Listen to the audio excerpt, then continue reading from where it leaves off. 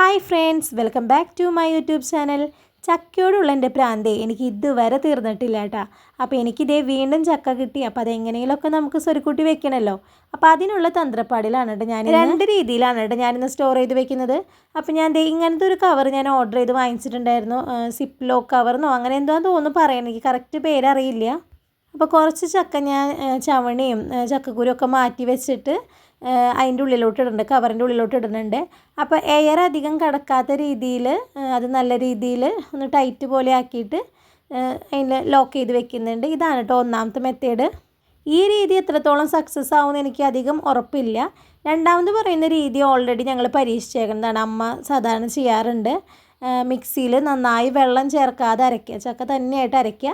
എന്നിട്ട് അത് നമ്മൾ ഈ കവറിൽ സൂക്ഷിച്ച് വെക്കുക. കവറിലോ അല്ലെങ്കിൽ കുപ്പിയിൽ സൂക്ഷിച്ച് വെച്ചാൽ നല്ലതാണ് കേട്ടോ. അപ്പോൾ കുറച്ച് ചക്ക ബാലൻസ് വന്നപ്പോൾ ഞാനത് കുഞ്ഞിന് കൊടുത്തു കേട്ടോ. അപ്പോൾ അവളത് നല്ല രീതിയിൽ കഴിക്കുന്നുണ്ട്. അടുത്തത് എനിക്ക് വേണ്ടത് പച്ച ചക്കയാണ് കേട്ടോ. ഞാൻ പല സ്ഥലങ്ങളിലും നോക്കി, പക്ഷേ എനിക്ക് കിട്ടിയില്ല. ഒരു ചക്ക കിട്ടിയിരുന്നു, പക്ഷേ അത് ചെറിയ പുളിപ്പായി തുടങ്ങി. അപ്പോൾ പിന്നെ നമുക്കത് ഉപയോഗിക്കാൻ പറ്റില്ലല്ലോ. അങ്ങനെ ഞാൻ ഇത് രണ്ട് ഞാൻ ഫ്രിഡ്ജിലോട്ട് കയറ്റി വെച്ചിട്ടുണ്ട്. സമ്പത്ത് കാലത്ത് കൈപ്പത്ത് വെച്ച് ആപത്ത് കാലത്ത് കാപത്ത് തിന്നാം, അങ്ങനെ എന്തൊരു പഴഞ്ചൊല്ലുണ്ടല്ലോ. അപ്പോൾ നമുക്കത് തിന്നാൻ പറ്റുമോ നോക്കാം. അങ്ങനെ ചക്കയുടെ പരിപാടികളൊക്കെ കഴിഞ്ഞ് കഴിഞ്ഞപ്പോൾ വൈകിട്ടത്തേക്ക് ചായക്ക് എന്തെങ്കിലും ഉണ്ടാക്കണമല്ലോ. അപ്പോൾ അതിനുള്ള തന്ത്രപ്പാടിലാണ്. ഞാനും കുഞ്ഞിനും തന്നെയാണെന്നുണ്ടെങ്കിൽ 4 മണിക്ക് ഞാൻ ഇങ്ങനെയൊന്നും ചെയ്യാറില്ല. ചിലപ്പോൾ മിക്സറോ അല്ലെങ്കിൽ എന്തെങ്കിലും ചിപ്സ് ഐറ്റംസ് ഉണ്ടാവും, അത് വെച്ചാണ് കേട്ടോ ഞങ്ങൾ അഡ്ജസ്റ്റ് ചെയ്യുക. ഇതിപ്പോൾ കപ്പ തലേദിവസം വാങ്ങിച്ചിട്ടുണ്ടായിരുന്നു. അപ്പോൾ പിന്നെ എന്തെങ്കിലും കപ്പ പുഴുക്ക് ഉണ്ടാക്കാൻ വിചാരിച്ചു.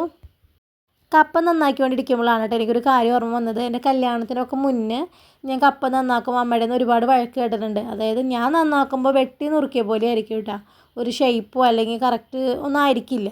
അന്നേ അമ്മ പറഞ്ഞിട്ടുണ്ട് മര്യാദയ്ക്ക് നുറുക്കി പഠിച്ചു അല്ലെങ്കിൽ കാണാൻ കല്യാണം കഴിഞ്ഞിട്ട് എന്ന് അമ്മ പറഞ്ഞ ഓർമ്മയുണ്ട് കേട്ടോ.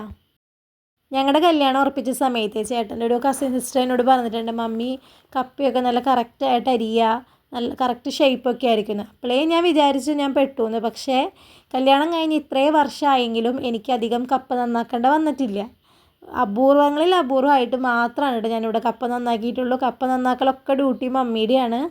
അങ്ങനെ കപ്പയൊക്കെ ഞാൻ അവിടെ നന്നാക്കിക്കൊണ്ടിരിക്കുന്ന ഇടയിൽ കുഞ്ഞിന് അതിൻ്റെ ഇടയിൽ കിടന്ന് വരുന്നുണ്ട്. അവൾ ഇടയ്ക്ക് കപ്പ എടുത്ത് കഴിക്കും, പിന്നെ സോഫയിൽ കയറി ആ വീഡിയോ ഒക്കെ കളഞ്ഞുകൊണ്ടിരിക്കുന്നുണ്ട് കേട്ടോ.